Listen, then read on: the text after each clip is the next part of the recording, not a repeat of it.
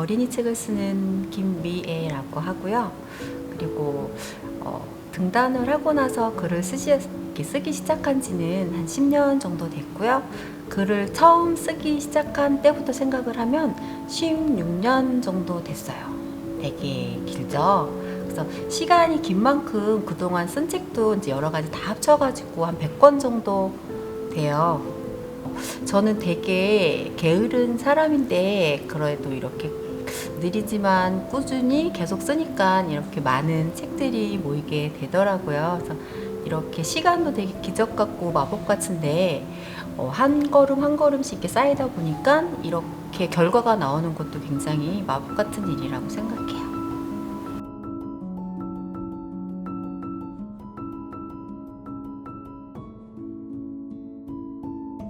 처음에 무적수첩 제목이 이거는 아니었고 그래서 별명각이었어요.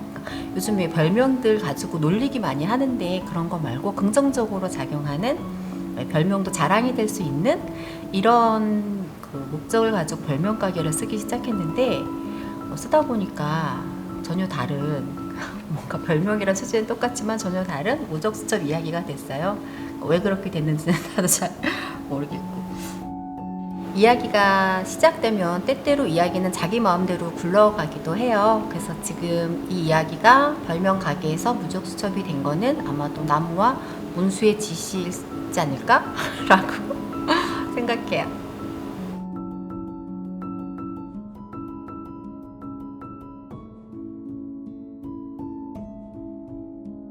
나무는 이제 책을 읽은 친구들도 알다시피 책 속에서 별명이 나오잖아요. 그러면은 수첩 안에 있는 친구들보다 아마 별명이 먼저 생겼을 거고 그 별명 때문에 곤란하거나 힘들었었던 경험이 아마도 있었을 거예요. 그러면은 별명 때문에 만약 나무가 혼자서 힘들었던 시간이 있었다면 그 순간에 나무는 무엇을 하고 있었을까라고 생각을 해보면 뭐 다른 아이들한테 복수를 하기를 기다렸을까? 이건 아닐 것 같고 뭐 약점을 찾았을까?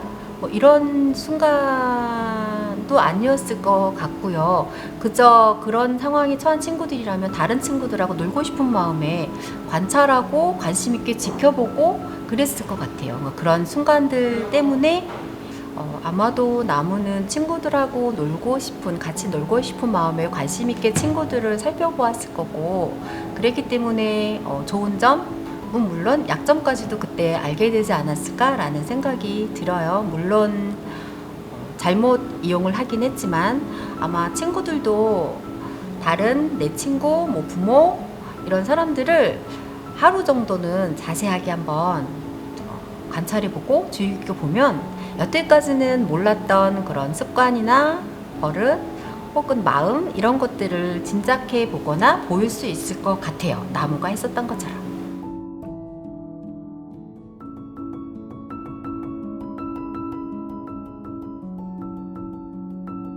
제가 지금 그 질문 받고서 진짜로 너무 크게 웃었었는데, 보자마자 웃었었는데, 아이들은 그렇게 때리고 치고 받고 같이 놀 수 있는 그런 행동력들이 있어서 허리에 뭐쯤 아니면 뭐 팔뚝에 있는 점이나 뭐 그런 흉터쯤은 놀이 속에서 충분히 볼 수 있었을 거라고 저는 짐작을 하고, 그렇기 때문에 민주의 저는 이 점 위치를 그때도 고민을 해보긴 한 것 같아요. 그래서 점 위치가 등이거나 뭐 엉덩이거나 팔 안쪽이거나 이렇게 사람들이 아무리 있어도 볼 수 있는 그런 곳은 아니었고, 그래서 열심히 움직이고 놀다 보면은 살짝 들릴 수 있는 그 정도 볼 수는 있는 그런 위치로 아마 설정을 했었던 것 같아요. 그리고 아마 그게 아니었어도 친구들끼리 비밀 이야기를 하니까 민주가 다른 친구들과 하는 비밀 이야기가 새어나갔을 수도 있고, 그때 뭐 다른 뭐 나무라든지 누군가가 들었을 수도 있고, 그렇게 이야기할 수 있을 것 같아요.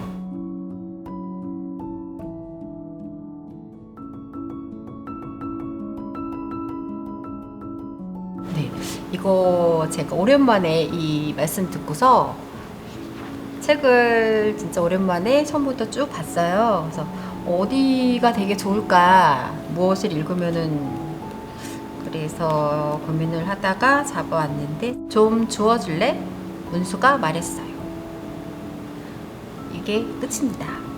이게 왜 이 부분을 골랐냐면 이호 장면에서 문수가 자기 스스로 나쁜 짓이라면 나쁜 짓 스스로 하게 되는, 처음에는 어쩔 수 없이 떠밀려서 나무에게 복수하기 위해서 자신의 물건을, 자기를 괴롭혔던 나무에게서 뺏어오기 위해서 이렇게 또 어떻게 보면 정의의 사도처럼 움직이다가 나중엔 이 권력만 친구들이 뭐 대우해주는 그 기분에 취해서 스스로 자기가 먼저 발을 딛는 장면이거든요.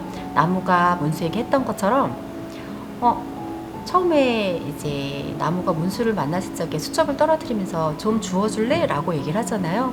이걸 나무에게 똑같이 되돌려주면서 좀 주워줄래? 라고 말하는 장면이 이 이야기에서는 어떻게 보면은 한 번의 터닝포인트, 문수가 바뀌는 그런 지점이어서 골라보게 됐어요.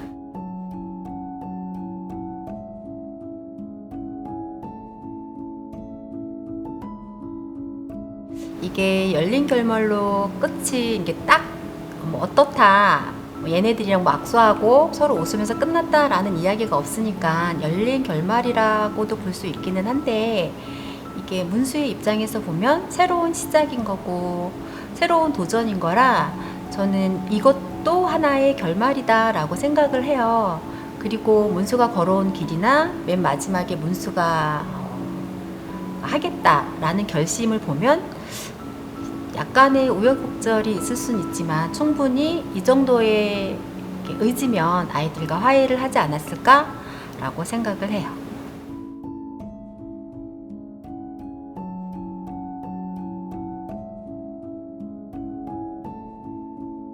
처음에 제가 이 질문지를 받고서 혼자서 집에서 없어요 했거든요. 근데 혼자서 얘기한 거긴 하지만 바로 처리를 있더라고요. 떨어진 걸 한번 집어먹은 적이 있어요. 저희 집에는 이제 엄마가 옷장에 큰 엿 한 판 깨넣어서 집어넣으면 그거 이제 하나씩 빼어먹는 이게 간식이었거든요. 간식이 되게 귀할 때여서 차비가 30원, 50원 할 때인데 엄마가 이제 차비를 주면 차비로 쭈쭈바를 하나 산 다음에 집에 가서 걸어가는 거야. 30분을 쭈쭈바를 먹으면서 아껴 먹고서 집에까지 걸어왔거든요. 근데 그러던 어느 날 진짜 귀한 군것질거리가 하나 떨어져 있는 거지. 그래서 저거를 잠깐 고민했던 것 같긴 해요. 저걸 먹어? 말어? 근데 기억엔 먹었죠, 그걸. 근데 다행히도 아무도 보지 않아서 그 친구처럼 놀림을 당하진 않았어요. 제가 좀 치밀했던 것 같아요. 그걸 집을 때.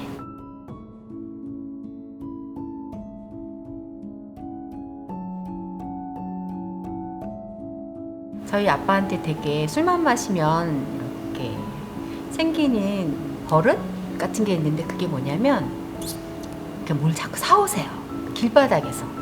그때는 뭐 트럭 끌고 다니면서 파는 사람도 되게 많았고 노상처럼 길에 늘어놓고 파는데 이게 뭐 채소 이런 게 아니라 정말 물건을 팔았거든요. 그러던 어느 날 저녁에 책을 한 권 사오신 적이 있어요. 50권짜리 세계 문학 전집 이런 거였는데 빨간 표지에 50권짜리 글씨도 정말 깨알 같은 이거를 사오셔가지고 집에다 부려놨는데 웬일인지 이걸 반품을 안 하시는 거예요, 엄마가. 그러니까 반품을 안 하고 그냥 방에다 들여놔 주셨어요. 그래서 그때 처음 이게 동화책이구나. 동화책이 교과서 말고는 동화책을 처음 본 건데 너무 원시인 같지 않아요? 근데 처음 봐서 정말 재밌었어요. 그래서 거의 날마다 그 책을 본 것 같아요. 그리고 중학교 때 가니까 만화책 되게 이런 세계가 있구나 싶어서 세상 모든 만화책 볼 수 있는 건 다 본 것 같아요. 중학교 때.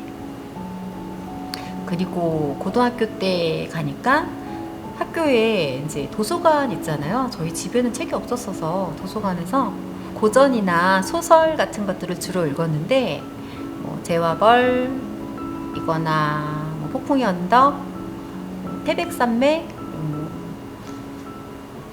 또 제 가장 좋아했었던 게 홈즈하고 루팡 시리즈였어요. 그거 되게 열심히 봤어요. 이제 그러다 보니까 어느 순간에 그런 생각이 문득 드는 거예요. 나도 내 이름으로 된 책이 하나 갖고 싶다, 이런 생각이 들었는데 되게 막연했어요. 소설을 써야겠다, 동화를 써야 되겠다, 이런 생각이 아니라 그냥 이름 들어간 내 책, 이렇게 생각을 했었죠.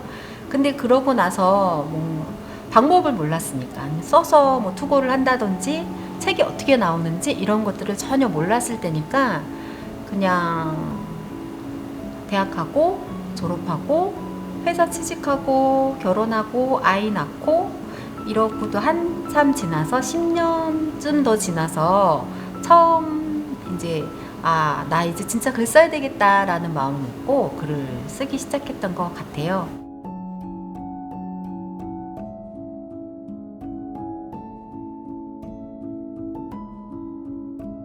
모든 관계에서 보면 이 관계가 나아지는, 좋아지는 방법은 저는 정말 확실하게 한 가지다라고 생각을 하는 게, 계속 살아오면서 느끼는 게 솔직해지기. 솔직해지기가 사실 힘들다는 거는 아는데, 되게 내가 잘못한 일이 있을 적에도 사람이 시간을 뒤로 미루고 싶잖아요. 부딪히는 순간을 조금이라도 뒤로 미루고 싶어가지고 말을 걸어야 되고 사과를 해야 되는데, 이따 할까? 제가 지금 너무 많이 화가 나 있겠지? 이렇게 해서 계속 시간을 미루는데, 그 순간, 미루는 순간만큼 더 힘들어지는 걸 아마 겪다 보면 알 거예요. 그래서 아마 문제가 생기는 그 순간 힘들겠지만 먼저 다가가서 솔직해지면, 내가 상처를 받았든 아니면 상대가 상처를 받았든 그 문제가 생겼을 적에는 내가 지금 기분이 이래, 혹은 너가 지금 기분이 어떠니? 라는 식으로 좀 더 마음을 열고 솔직해지면, 한번 해보면 생각보다 너무 쉽게 그 문제가 해결되는 경험을 하실 수 있을 것 같아요.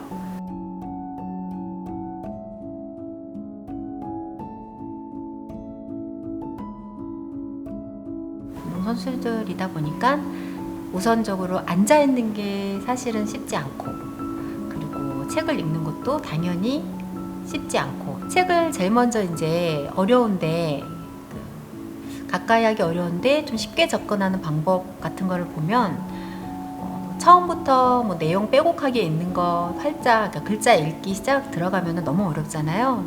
불편하기도 하고 잠도 오고. 그렇게 접근하기보단 그냥 재미없고 마음에 아직 덜 들지 않으면 표지만 보셔도 돼요. 그러니까 표지만 봐도 이 이야기가 어떤 이야기일지, 등장인물이 뭔지, 어떻게 진행이 될 거고 무슨 이야기일 건지 혼자서 그냥 표지만 보고 상상을 하셔도 돼요. 그렇게 해서 조금 이 책 자꾸만 보다 보면 이 책 제목은 왜 무적수첩이지? 이 아이는 왜 슈퍼맨 망토 같은 걸 입고서 이러고 있지? 도대체 수첩은 어떤 수첩이지? 이렇게 생각을 하다 보면 어느 순간 호기심이 일기도 할 거고, 그렇게 되면 그냥 오늘 한 페이지 아니면 오늘 한 단락 이 정도만 읽고 꾸준히 읽고 가다 보면 언젠가는 또 이렇게 조금씩 하다 보면 끝나 있기도 하고, 이야기가 나랑 닿고 재미가 있으면 또 어제는 한 장 읽었어도 내일은 또 2장 읽게 되는 거니까 급하게 생각하지 말고 천천히 생각을 해보면 좋고, 그리고 책을 재미있게 읽는 방법 중에 또 하나는 이야기를 나누는 거예요. 이 책을 어쨌든 지금 팀 내에서 친구들끼리, 이제 운동선수들끼리 같이 읽게 되는 거니까 그 친구들이랑 캐릭터 이야기도 한번 해본다던가, 아니면 책 속에서 문수나 나무가 한 행동에 대해서 이야기를 해본다든가, 내가 왜 놀러 갔다 온 경험 친구들한테 이야기해주면 그거 되게 신나고 재밌잖아요. 그런 것처럼 내가 읽은 책을 친구도 읽고 같이 조금씩 읽었는데 너 어떻게 읽었어? 어디까지 읽었어? 이렇게 이야기를 하면서 읽으면 훨씬 더 재미가 있어져요. 같이 무언가를 공유하고 똑같은 행위를 했다라는 것만으로도 동질감이 생기는데, 그걸 이야기로 나눌 수 있는 상대가 있다고 치면 훨씬 더 재미있어져서, 혼자 읽기 어려우면 친구 하나든 둘이든 같이 읽기, 혹은 릴레이로 읽어서 이야기 전달해주기 뭐 이런 것도 괜찮을 것 같아요. 그렇게 재미있게 접근을 해보셨으면 좋겠고, 그리고 그냥 책을 읽고 있을 운동 선수들에게 이제 한 말씀 드리자면, 저는 글 쓰다가 지치면 딴짓하거든요. 그 딴짓 되게 잘하는데 친구들도 운동하다 지칠 적에 잠깐이라도 쉴 수 있는 딴짓 같은 게 하나 있었으면 좋겠어요.